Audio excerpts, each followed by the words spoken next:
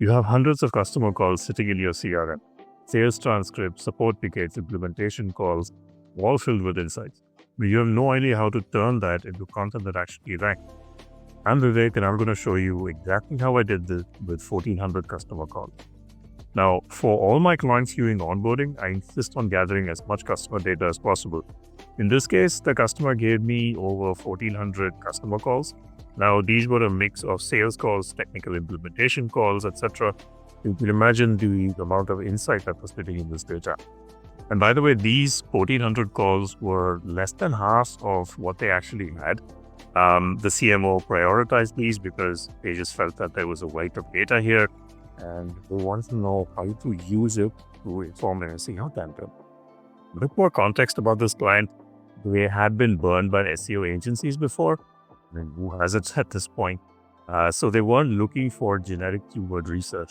They wanted something different. So step one was to extract insights from every call. So in the first step, essentially, we ran all 1,400 calls through an LLM. Now, I use Claude, but you can use ChatGPT, Gemini, whatever works for you. The LLM itself isn't that important. It's how you organize the information that matters. So this is the output that it generates. Essentially, it's organized into pain points, troubles, concerns, questions asked, key topics discussed, and potential content ideas. Now, the temptation here is to jump straight into writing articles based on these content ideas, but that's a bit too soon. You need a second layer of analysis first. What's critical at this step is organizing all of these calls in this specific structure, because everything is chunked and uploaded to a vector database. I'll explain why that matters in a future video, but for now, just understand that this organization is essential. Now, here's a part that most people get wrong.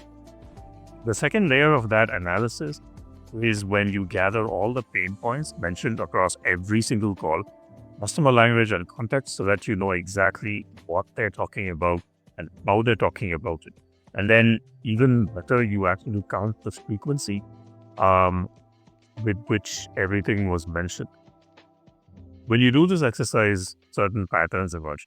For example, in this logistics industry client, manual and paper-based processes were a massive pain point. Customers talked about DOM processing, printing, scanning, handwritten forms, Excel spreadsheets. All of it was problematic. And they mentioned this 389 times across all these calls. They also mentioned driver workflow inefficiencies 313 times, system integration challenges 238 times, and so on. Now, this is a huge amount of data, and it's super valuable. It's far more useful to develop your content strategy this way instead of going into SEMrush or any keyword research tool and trying to work backwards from keywords to topic. The next step is taking all of these pain points and creating topics based on them. Again, there's AI infrastructure working at every step here. But the important thing is that there's a human content strategist reviewing all of this. We ended up with about 60 topics from this analysis. I've only showcased 13 over here. But really, 50 topics is good enough for about half a year's worth of content. For each topic, you can see the pain point that it's connected to, and it's also mapped to a certain content pillar. And basically, this is your content strategy. The next step is when we bring the vector database into the picture. So this is where it becomes incredibly useful. Once you have these topics, your next step is to conduct research and generate articles. Now imagine you're writing an article about digitizing paper bills of lading. You can query the database, ask it to retrieve customer language when they talk about shipping documentation. Like, what do my customers say about this? What are their pain points? If you go back to how I arranged all this information, when you query the database, it pulls back exactly what you need, the key topics discussed, whether it's general information or specific product features, the actual language customers use, questions they're asked, real examples.